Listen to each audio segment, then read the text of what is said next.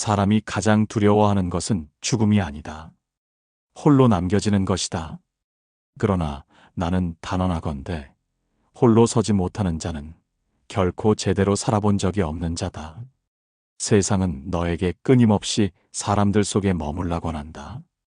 관계를 늘리고 만남을 쌓고 연결의 그물 안에서 안전하다 느끼라 속삭인다. 그러나 그 그물이 촘촘할수록 내 영혼은 더 깊이 옥죄인다는 사실을 아는 자가 드물다. 나 정양용은 18해를 유배지에서 보냈다. 강진의 차가운 땅에서 벗도, 지위도, 명예도 사라진 자리에 홀로 남겨졌다. 처음에는 그 고독이 형벌처럼 무거웠다. 아침에 눈을 뜨면 텅 빈 방이 나를 집어삼킬 듯 했고, 밤이면 정막이 뼛속까지 스며들었다. 그러나 세월이 흐르며 깨달았다. 그 고독이야말로 내 인생에서 가장 값진 스승이었음을. 사람들 사이에서는 결코 배울 수 없었던 것들을 그 적막한 시간이 가르쳐 주었다. 오늘날 사람들을 보라. 잠시도 혼자 있지 못한다. 손에서 전화기를 놓지 못하고 끊임없이 누군가의 소식을 확인하며 혼자 밥 먹는 것조차 견디지 못한다. 그들은 외롭지 않기 위해 분주하지만 그 분주함 끝에 더 깊은 공허가 기다린다는 사실을 모른다. 관계가 많아질수록 마음은 가벼워지지 않는다. 오히려 자기 자신으로부터 더 멀어질 뿐이다. 이것이 내가 너에게 전하고자 하는 첫 번째 진실이다. 고독을 피하는 자는 평생 자기 자신을 만나지 못한다. 이 영상은 고독을 예찬하려는 것이 아니다. 고독을 제대로 마주하는 법을 가르치려는 것이다. 홀로 있는 시간을 견디는 것을 넘어 그 시간 안에서 자신의 중심을 세우는 법을 전하고자 한다. 유배지에서 내가 배운 것은 단순한 인내가 아니었다. 삶의 무게중심을 바깥에서 안으로 옮기는 기술이었다. 타인의 시선이 아닌 자신의 눈으로 세상을 보는 힘이었다. 그리고 그 힘을 갖춘 자만이 진정으로 사람들 사이에서도 흔들리지 않는다는 깨달음이었다. 이제 그 깨달음을 10개의 가르침으로 풀어 전하겠다. 혼자 있을 때 흔들리는 이유를 직시하라. 강진에서 보낸 첫 번째 겨울, 나는 매일 밤 자문했다. 왜 사람은 홀로 있을 때 이토록 흔들리는가?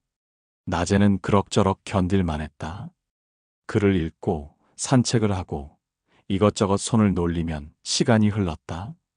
그러나 밤이 되어 사방이 고요해지면 마음이 출렁였다.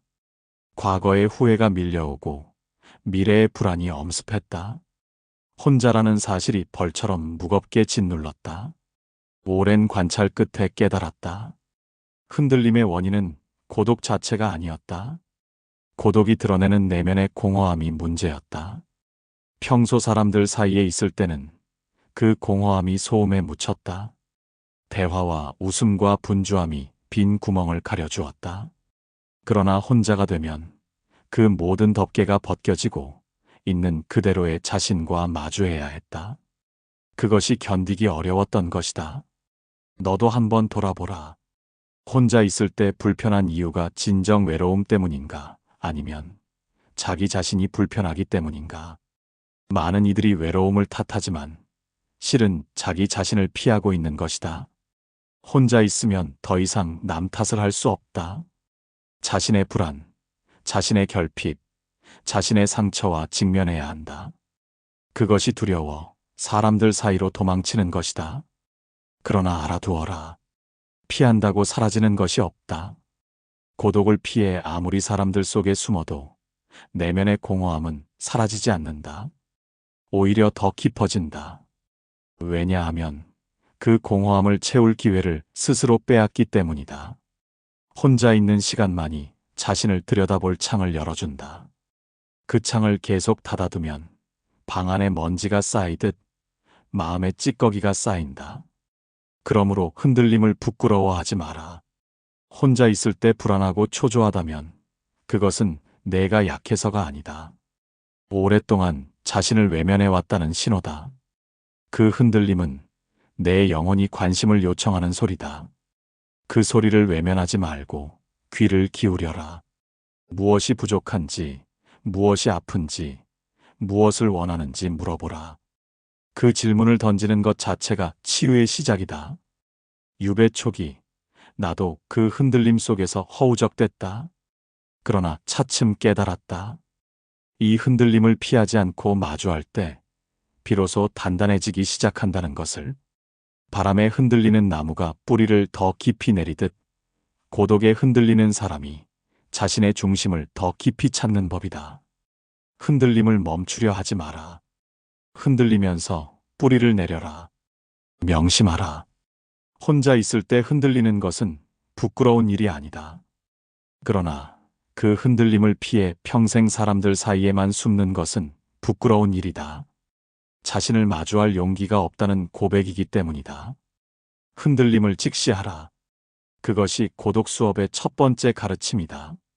외로움의 진짜 원인은 타인이 아님을 알라. 세상 사람들은 외로움의 원인을 바깥에서 찾는다. 곁에 사람이 없어서 외롭다고, 나를 알아주는 이가 없어서 쓸쓸하다고, 함께할 것이 없어서 허전하다고 말한다. 그러나 이것은 병의 증상을 원인으로 착각하는 것과 같다. 열이 나는 것은 병의 증상이지 원인이 아니듯 사람의 부재는 외로움의 증상이지 원인이 아니다. 곰곰이 생각해보라. 사람들 사이에 있으면서도 외로웠던 적이 없는가? 잔치에 앉아 있으면서도 마음은 텅 비어 있던 적이 없는가? 수많은 지인이 있으면서도 진정으로 기댈 곳이 없다고 느낀 적이 없는가? 만약 외로움의 원인이 순전히 타인의 부재라면 사람이 많은 곳에서는 결코 외로울 수 없어야 한다. 그러나 현실은 그렇지 않다. 사람이 넘치는 도시 한복판에서 가장 깊은 외로움을 느끼는 이들이 부지기수다. 외로움의 진짜 원인은 자기 부재다. 자기 자신과 단절되어 있을 때 아무리 많은 사람 속에 있어도 외롭다. 반대로 자기 자신과 깊이 연결되어 있으면 홀로 있어도 외롭지 않다. 이것이 외로움의 본질이다. 남의 존재가 아니라 자기 존재가 문제인 것이다. 자기 부재란 무엇인가? 자신이 무엇을 원하는지 모르는 상태다. 자신이 어떤 사람인지 알지 못하는 상태다. 남의 기준에 맞추어 살다 보니 정작 자기 기준이 없는 상태다. 평생 남의 눈치를 보며 살아온 사람은 정작 자신의 눈이 없다. 남이 좋다 하면 좋은 줄 알고 남이 나쁘다 하면 나쁜 줄 안다. 그러다 보니 자기 안에 자기가 없다. 빈 껍데기만 남아 이리저리 떠돈다. 이런 사람은 늘 사람들 사이에서도 외롭다. 왜냐하면 자기가 없으니 진정한 교류가 불가능하기 때문이다. 가면을 쓴 채로는 아무리 많은 사람을 만나도 허전하다. 진짜 내가 만난 것이 아니라 가면이 만난 것이기 때문이다. 그래서 관계가 늘어날수록 오히려 더 공허해진다. 가짜 연결이 많아질수록 진짜 연결의 부재가 도드라지기 때문이다. 유배지에서 나는 이 진실을 뼈저리게 깨달았다. 한양에 있을 때 수많은 관계 속에서도 늘 어딘가 허전했다. 그러나 강진에서 홀로 나 자신과 마주하고 나를 알아가기 시작하자 역설적으로 외로움이 줄어들었다. 사람의 숫자는 줄었으나 마음의 공허는 채워졌다. 자기 자신이라는 가장 중요한 벗을 찾았기 때문이다. 그러므로 외로울 때 사람을 찾지 마라. 자신을 찾아라. 관계를 늘리려 하지 말고 자신과의 관계를 깊게 하라. 내가 누구인지, 무엇을 원하는지, 어떻게 살고 싶은지 물어라. 그 질문에 답을 찾아갈 때 외로움은 자연히 옅어진다. 자기 안에 자기가 있는 사람은 외롭지 않다. 이것이 외로움을 다스리는 유일한 길이다. 관계로 마음의 허기를 채우려 하지 마라. 마음이 허전할 때 사람들은 본능적으로 관계를 찾는다. 외로우니 누군가를 만나고 공허하니 모임에 나가고 불안하니 메시지를 보낸다. 마치 배고픈 사람이 음식을 찾듯 마음이 허기진 사람은 관계를 찾는다. 그러나 알아두어라. 마음의 허기는 관계로 채워지지 않는다. 이것은 비어있는 그릇에 물을 흔들어 붓는 것과 같다. 잠깐은 시끄럽지만 갈증은 그대로 남는다. 왜 그런가? 마음의 허기는 자기 내면의 문제이기 때문이다. 아무리 좋은 사람을 만나도, 아무리 많은 관계를 맺어도 내면이 텅 비어 있으면 그 관계들은 공허 위에 쌓이는 모래성에 불과하다. 기초가 없으니 금세 무너진다. 그래서 관계에 의존하는 사람은 늘 불안하다. 상대가 떠날까봐, 상대가 변할까봐, 상대가 나를 싫어할까봐 전전긍긍한다. 관계 자체가 목적이 아니라 공허를 덮는 도구가 되어버렸기 때문이다. 나는 한양에서 벼슬 할 때 수많은 사람을 만났다. 조정의 동료들, 문화의 제자들, 사귀는 벗들이 줄을 이었다. 그러나 솔직히 고백하건대 그 많은 만남 속에서도 마음 한구석은 늘 허전했다. 관계를 늘릴수록 바빠졌지만 충만해지지는 않았다. 마치 물 새는 항아리에 물을 붓는 것처럼 아무리 관계를 채워도 어딘가로 빠져나갔다. 유배 후에야 깨달았다. 그 항아리의 구멍은 바깥이 아니라 안에 있었음을. 자기 자신과의 관계가 끊어져 있으니 아무리 바깥 관계를 쌓아도 새어나갈 수밖에 없었던 것이다. 항아리의 구멍을 막지 않고 물만 계속 붓는 것은 어리석은 짓이다. 마찬가지로 내면의 공허를 다스리지 않고 관계만 늘리는 것은 어리석은 짓이다. 더 심각한 문제가 있다. 마음의 허기를 관계로 채우려는 사람은 관계를 망치기 쉽다. 상대에게 과도하게 기대고, 과도하게 집착하고, 과도하게 요구하기 때문이다. 자신의 공허를 상대가 채워주기를 바라니 상대에게 버거운 짐을 지우는 셈이다. 그 무게를 견디지 못한 상대는 결국 멀어진다.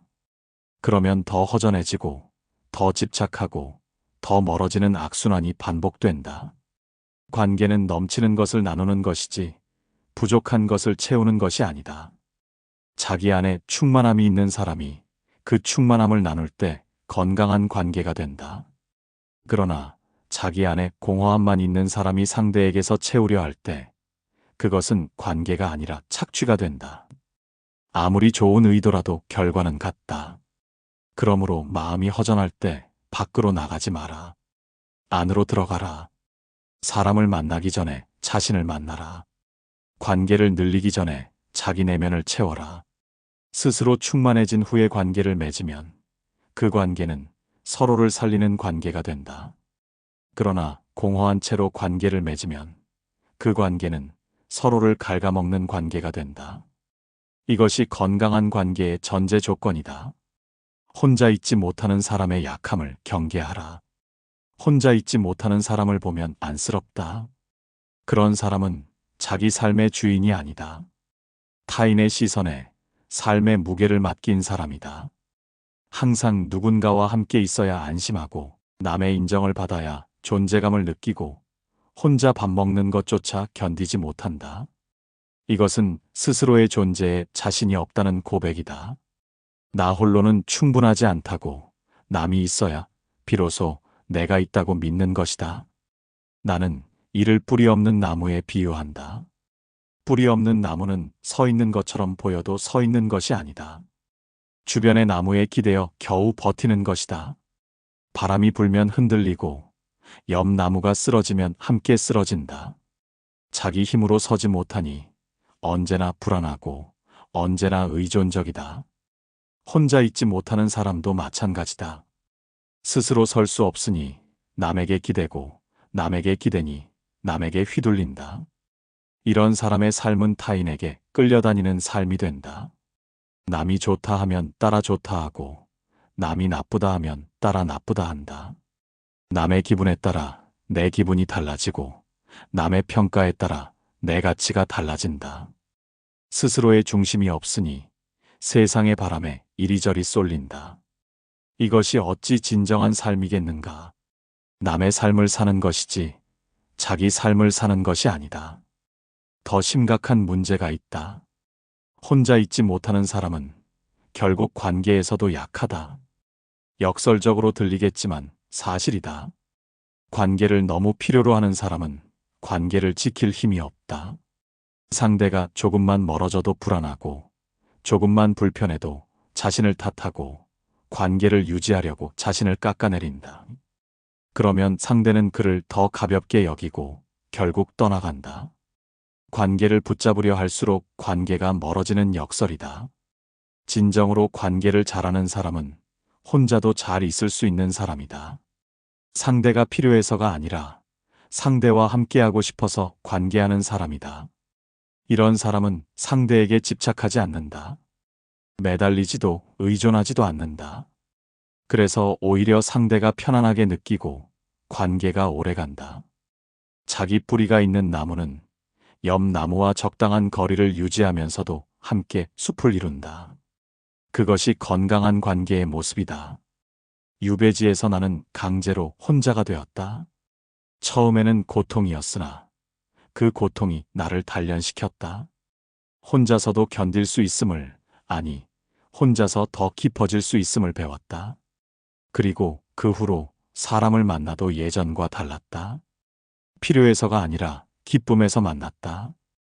의존이 아니라 나눔의 관계가 되었다. 이것이 혼자 설 줄 아는 사람의 힘이다. 그러므로 혼자 있는 연습을 하라. 일부러라도 홀로 있는 시간을 만들어라. 처음에는 불편할 것이다. 그러나 그 불편함을 견디고 나면 자신의 뿌리가 자라는 것을 느낄 것이다. 스스로 설 수 있는 힘이 생기면 그때 비로소 타인과 진정으로 함께할 수 있다. 혼자 있지 못하는 자의 약함을 경계하라. 그리고 혼자 서는 힘을 길러라. 고독의 시간을 벌이 아닌 선물로 받아들여라. 유배령이 떨어졌을 때 나는 세상이 무너지는 줄 알았다. 임금의 총애도, 조정의 지위도, 학자로서의 명성도 한순간에 사라졌다. 남은 것은 강진의 초라한 유배지와 끝없이 이어질 고독뿐이었다. 처음 몇 해는 그 고독이 형벌로만 느껴졌다. 내가 무슨 죄를 지었기에 이 외로운 곳에 버려졌는가. 하늘을 원망하고 운명을 저주했다. 그러나 세월이 흐르며 깨달음이 찾아왔다. 고독은 잃은 것이 아니었다. 비로소 돌아온 것이었다. 한양에서 벼슬 할 때 나는 늘 바빴다. 조정의 일, 교류의 일, 학문의 일에 휩쓸려 정신없이 살았다. 그 분주함 속에서 정작 나 자신은 어디에도 없었다. 모두를 위해 살았으나 나를 위해서는 살지 못했다. 그런데 유배지에서 모든 것이 사라지고 홀로 남겨지자 마침내 나 자신을 위한 시간이 생겼다. 고독의 시간은 세상이 내게 강요한 것이 아니었다. 그동안 미루어 두었던 것을 돌려받은 것이었다. 생각할 시간, 성찰할 시간, 글을 쓸 시간, 책을 읽을 시간. 바쁜 세월 속에서 빼앗겼던 그 시간들이 유배지에서 비로소 돌아왔다. 그것을 깨닫자 고독이 형벌에서 선물로 바뀌었다. 실제로 내 생에 가장 많은 저술이 유배 시절에 이루어졌다. 목민심서, 경세유표, 흠음신서 등 주요 저작 대부분이 그 고독한 시간의 산물이다. 만약 한양에서 벼슬을 계속했더라면 그 책들은 결코 쓰여지지 못했을 것이다. 사람들과의 교류에 시간을 빼앗기고 조정의 일에 정신을 빼앗겨 깊이 있는 사유를 할 여유가 없었을 것이다. 고독이 나에게 집중의 시간을 주었고 그 집중이 저술을 가능케 했다. 너의 삶도 돌아보라. 지금 겪고 있는 고독이 정령 버린가 아니면 미루어 두었던 시간이 돌아온 것인가. 바쁘다는 핑계로 자신을 돌보지 못했던 시간, 타인에게 맞추느라 자기를 잃어버렸던 시간, 그 시간을 되찾을 기회가 고독 속에 숨어 있다. 그것을 벌로 여기면 고통만 남고 선물로 여기면 성장의 기회가 된다. 고독은 삶의 중심이 바깥에서 안으로 옮겨지는 순간이다. 평소에는 바깥 세상의 주의를 빼앗기느라 안을 돌볼 틈이 없다. 그러나 고독해지면 밖에서 올 자극이 사라지고 자연히 시선이 안으로 향한다. 이때 무엇을 보느냐가 중요하다. 공허만 보면 고독이 고통이 되고 가능성을 보면 고독이 기회가 된다. 그러므로 고독을 피하려 하지 마라. 그 시간을 붙잡아라. 읽지 못한 책을 읽고, 생각하지 못한 것을 생각하고, 돌보지 못한 자신을 돌보라. 고독은 너에게서 무언가를 빼앗는 것이 아니라 미루어 두었던 것을 돌려주는 것이다. 그 선물을 받아들이는 자만이 고독에서 성장한다. 스스로에게 귀 기울이는 법을 익혀라. 고독의 시간을 잘 쓰려면 먼저 스스로에게 귀 기울이는 법을 알아야 한다. 많은 사람들이 혼자 있을 때도 정작 자신의 말에는 귀를 기울이지 않는다. 전화기를 들여다보거나 무언가를 보거나 딴 생각에 빠지거나 몸은 혼자 있어도 마음은 여전히 바깥을 향한다. 그래서 고독의 시간이 주어져도 그것을 제대로 쓰지 못한다. 유배지에서 나는 글을 쓰고 걷고 묻는 일을 반복했다. 글을 쓰며 생각을 정리했고 걸으며 마음을 고요히 했고 스스로에게 물으며 내면을 탐색했다. 가장 자주 던진 질문은 이것이었다. 나는 지금 어떤 마음으로 사는가? 단순한 질문이지만 제대로 답하려면 깊은 성찰이 필요했다. 스스로에게 귀 기울인다는 것은 외부의 소음을 끄고 내면의 목소리를 듣는 것이다. 그 목소리는 작고 여리다. 세상의 소란 속에서는 쉽게 묻힌다. 그래서 고요한 시간이 필요하다. 혼자 있는 시간에 다른 것으로 그 고요를 채우지 말고 그냥 고요 속에 머물러라. 처음에는 아무것도 들리지 않을 것이다. 그러나 인내하면 차츰 내면의 목소리가 들려온다.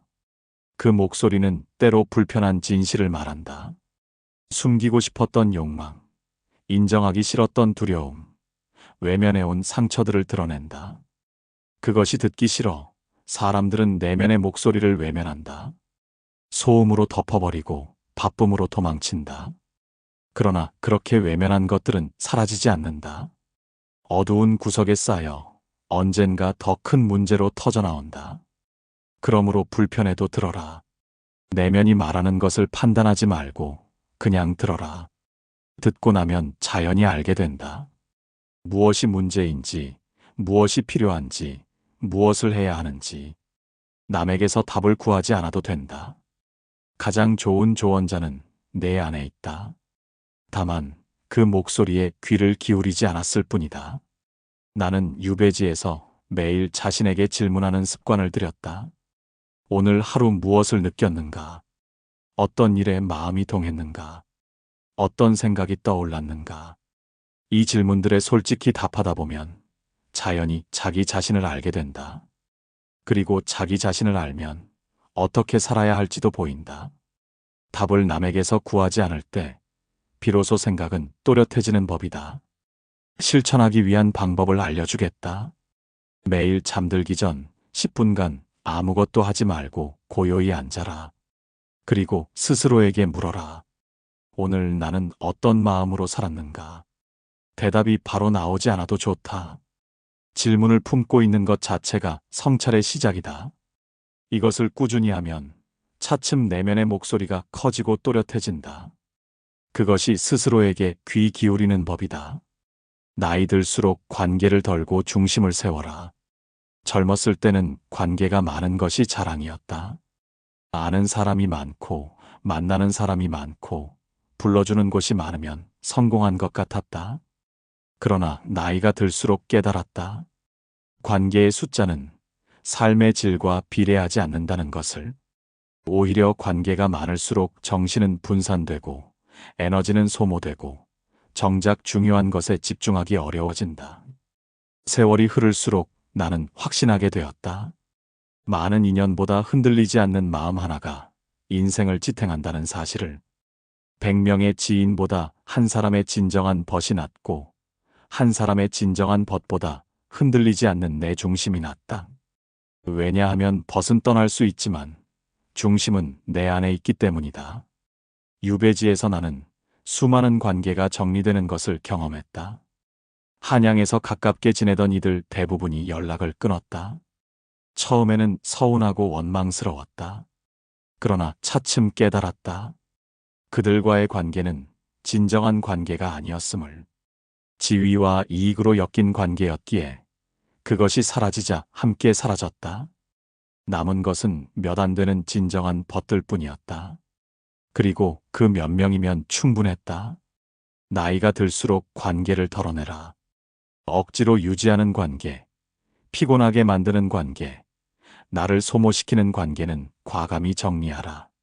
관계가 줄어도 외로워지지 않는다. 오히려 남은 관계가 더 깊어지고 혼자 있는 시간이 더 풍요로워진다. 숫자를 버리고 깊이를 택하라. 그것이 나이 든 자의 지혜다. 관계를 덜어낸 자리에 무엇을 채울 것인가? 자기 자신의 중심을 채워라. 내가 무엇을 소중히 여기는지, 어떻게 살고 싶은지, 무엇을 남기고 싶은지 또렷이 세워라. 그 중심이 확고하면 사람이 적어도 흔들리지 않는다. 세상이 변해도 흔들리지 않는다. 중심이 있는 사람은 외부에서 무엇이 오든 자기 자리를 지킨다. 많은 이들이 나이 들어 외로움을 두려워한다. 자녀가 떠나고 친구가 줄고 혼자 있는 시간이 늘어나는 것을 두려워한다. 그러나 젊을 때부터 자기 중심을 세워온 사람은 그 외로움이 두렵지 않다. 오히려 조용한 시간이 반갑다. 바쁜 세월에 못했던 것들을 할 수 있기 때문이다. 이것이 준비된 자와 준비되지 않은 자의 차이다. 그러므로 지금부터 준비하라. 관계의 숫자를 자랑하지 말고 자기 중심의 깊이를 키워라. 오래 걸리는 일이다. 하루아침에 되지 않는다. 그러나 꾸준히 쌓아가면 나이 들어 그 투자의 가치를 알게 된다. 관계가 줄어도 충만한 삶, 혼자 있어도 풍요로운 삶. 그것이 잘 늙어가는 사람의 모습이다. 관계를 끊지도 매달리지도 마라. 관계에 대한 나의 철학은 중용에 있다. 모두를 붙잡으려 하지도, 모두를 버리려 하지도 마라. 끊지도 말고 매달리지도 마라. 적당한 거리를 유지하며 자기 자리를 지키는 것이 관계의 도다. 너무 가까우면 서로를 상하게 하고 너무 멀면 정이 식는다. 그 사이에서 균형을 찾아야 한다. 관계를 끊으려는 사람은 대개 상처받기 싫어서 그런다. 사람에게 실망한 경험이 쌓여 차라리 혼자가 낫다고 결론 내린다. 그러나 이것은 지혜가 아니라 회피다. 세상에는 상처 주는 사람만 있는 것이 아니다. 벽을 쌓으면 나쁜 사람만 막히는 것이 아니라 좋은 사람도 막힌다. 상처를 피하려다 기쁨도 피하게 된다. 반대로 관계에 매달리는 사람은 버림받기 싫어서 그런다. 혼자 남겨지는 것이 두려워 어떤 관계든 붙들고 늘어진다. 상대가 싫어해도 관계가 나를 상하게 해도 놓지 못한다. 그러나 이것도 지혜가 아니라 집착이다. 매달린 관계는 언젠가 끊어지고 그때 더 큰 상처가 남는다. 지금 놓으면 작은 상처로 끝날 것을 끝까지 붙들다 큰 상처를 입는다. 관계의 지혜는 흐름에 맡기는 것이다. 오는 사람 막지 않고 가는 사람 붙잡지 않는다. 인연이 되면 가까워지고 인연이 다하면 멀어진다. 그것을 억지로 조작하려 들지 않는다. 내가 할 일은 그저 자기 자리를 지키는 것뿐이다. 진심으로 대하되 집착하지 않고 거리를 두되 차갑지 않게. 자기 자리를 지킨다는 것은 무엇인가? 관계 때문에 자신을 잃지 않는다는 뜻이다. 상대에게 맞추려고 자기를 깎지 않는다. 상대의 기분에 따라 내 가치관을 바꾸지 않는다. 관계가 좋을 때도 나이고 관계가 나쁠 때도 나다. 일관된 자기를 유지한다. 그러면 관계가 변해도 흔들리지 않는다. 유배 시절 나는 많은 관계의 변화를 겪었다. 가까웠던 이들이 멀어지고 멀었던 이들이 가까워지기도 했다. 그 과정에서 배운 것은 관계의 무상함이었다. 영원한 관계는 없다. 아무리 가까워도 언젠가는 변한다. 그것을 인정하면 관계에 집착하지 않게 된다. 그리고 집착하지 않으면 오히려 관계가 자유로워진다. 그러므로 관계의 극단을 피하라. 세상과 담을 쌓지도 말고 관계에 목숨 걸지도 마라. 오는 인연은 감사히 받고 가는 인연은 미련 없이 보내라. 그 사이에서 자기 중심을 지켜라. 그것이 관계에서 상처받지 않고 관계를 통해 성장하는 길이다. 감정에 끌려가지 않는 것이 학문이 끝임을 알라. 사람이라면 누구나 감정이 있다. 분노도 있고 서운함도 있고 허전함도 있다. 이것은 자연스러운 것이다. 감정을 없애려 하는 것은 어리석은 짓이다. 성인도 감정이 있었고 부처도 감정이 있었다. 문제는 감정의 유무가 아니다. 감정에 끌려가느냐, 감정을 다스리느냐가 문제다. 감정에 끌려간다는 것은 무엇인가? 화가 나면 화가 시키는 대로 행동하고 슬프면 슬픔이 시키는 대로 행동하는 것이다. 감정이 주인이 되고 내가 종이 되는 것이다. 이런 사람은 일관성이 없다. 기분에 따라 말이 달라지고 행동이 달라진다. 자기 자신도 예측하지 못하니 남들은 더더욱 그를 믿지 못한다. 감정을 다스린다는 것은 감정을 억누르는 것이 아니다. 감정을 느끼되 그 감정에 휘둘리지 않는 것이다. 화가 나도 화를 알아차리고 그 화가 행동으로 나가기 전에 멈추는 것이다. 슬퍼도 슬픔에 빠져 허우적대지 않고 슬픔을 느끼면서도 해야 할 일을 하는 것이다. 감정과 행동 사이에 틈을 만드는 것이 감정 조절의 핵심이다. 나는 유배 시절 극심한 분노와 서운함에 시달렸다. 억울하게 유배당한 것에 대한 분노, 배신한 이들에 대한 원망, 알아주지 않는 세상에 대한 서운함. 그 감정들이 밀물처럼 밀려올 때 자칫하면 그것에 삼켜질 뻔했다. 그러나 학문을 통해 배운 것이 나를 지켰다. 감정을 느끼되 끌려가지 않는 법을 알았기에 그 경랑 속에서도 중심을 지킬 수 있었다. 어떻게 연습하는가? 감정이 올라올 때 바로 반응하지 말고 잠깐 멈추어라. 그리고 스스로에게 물어라. 지금 내가 느끼는 감정이 무엇인가? 그 감정에 이름을 붙이는 것만으로도 거리가 생긴다. 화를 느끼는 것과 지금 내가 화를 느끼고 있구나 하고 아는 것은 다르다. 후자는 관찰자의 위치에 서는 것이다. 관찰자가 되면 감정에 휩쓸리지 않는다. 학문이 궁극적으로 도달하고자 하는 곳이 여기다. 아무리 많이 읽고 아무리 많이 알아도 감정에 끌려다니면 공부한 보람이 없다. 지식은 많은데 화를 참지 못하고 도리를 알면서도 욕심에 끌려다니면 그것은 진정한 배움이 아니다. 배움의 끝은 알미 아니라 삶이다. 알고 있는 것을 삶에서 실천하는 것이다. 그 실천의 핵심이 감정 조절이다.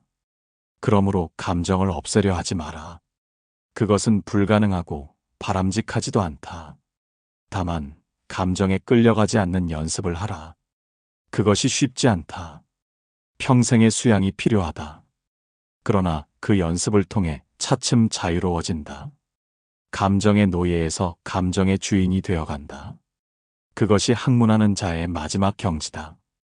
홀로 있어도 무너지지 않는 사람이 되어라. 18해의 유배 생활을 마치고 깨달은 것이 있다. 혼자 있어도 편안한 사람만이 사람 속에서도 흔들리지 않는다는 것이다. 이것이 내가 전하고자 하는 마지막 가르침이다. 고독을 견딜 수 있는 사람만이 세상을 제대로 살 수 있다. 고독을 두려워하는 사람은 평생 타인의 눈치를 보며 타인에게 끌려다니며 타인 때문에 흔들리며 산다. 홀로 있어도 무너지지 않는 사람은 어떤 사람인가? 자기 자신이라는 단단한 기둥을 세운 사람이다. 바깥에서 무엇이 오든, 누가 떠나든, 상황이 어떻게 변하든 자기 안에 중심이 있어서 흔들리지 않는 사람이다. 이런 사람은 사람들 사이에서도 당당하다. 인정받으려 애쓰지 않고 사랑받으려 구걸하지 않고 버림받을까 두려워하지 않는다. 있으면 있는 대로 없으면 없는 대로 자기 삶을 산다. 이것이 늙지 않는 품격이다. 나이가 들면 외모는 쇠하고 체력은 떨어진다. 젊음의 매력은 사라지고 세상에서의 지위도 흔들린다. 그러나 혼자 서는 힘을 가진 사람은 그 모든 것이 사라져도 품격이 남는다. 남에게 기대지 않고 당당히 서 있는 모습 자체가 품격이다. 그 품격은 세월이 갈수록 깊어진다. 이것이 인생 후반에 도달하는 가장 깊은 자유다. 젊었을 때의 자유는 무엇이든 할 수 있는 자유다. 그러나 나이 든 후의 자유는 무엇이든 하지 않아도 되는 자유다. 남의 인정이 없어도, 남의 사랑이 없어도, 남과 함께하지 않아도 편안한 자유다. 이 자유를 얻은 사람은 세상 무엇에도 흔들리지 않는다. 삶의 주인이 된 것이다. 그러나 이 경지는 저절로 오지 않는다. 고독을 통해 자신을 알아가고, 자신의 중심을 세우고, 감정을 다스리는 오랜 수양 끝에 비로소 도달한다. 유배의 고독이 나에게 그 기회를 주었다. 너에게는 어떤 고독이 올지 모른다. 그러나 고독이 올 때 그것을 피하지 마라. 붙잡아라. 그 고독이 너를 단련시키고 성장시키고 마침내 홀로 서는 힘을 줄 것이다. 지금 이 글을 읽는 너에게 당부한다. 사람들 속에 숨지 마라. 혼자 있는 시간을 피하지 마라.